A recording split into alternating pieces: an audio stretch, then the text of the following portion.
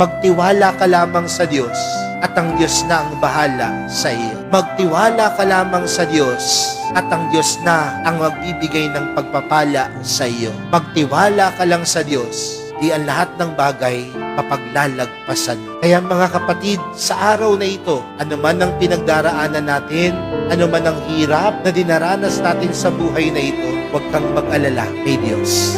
Huwag kang mag-alala. Nandiyan ang mahal na pong Jesus.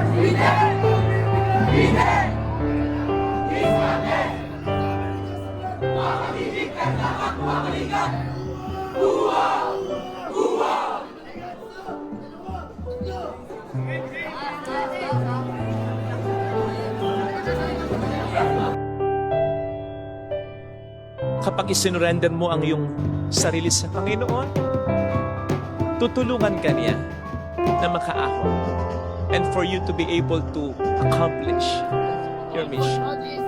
Maaaring wala tayong magawa sa ating nakagisnan, sa ating nakaraan, pero pwede tayong may magawa sa tulong ng Diyos para sa kasalukuyan at sa kinabukasan. So much so na po pwedeng wala tayong magawa sa mga pangit na namana natin, nakagisa natin dahil sa mga sinundan natin.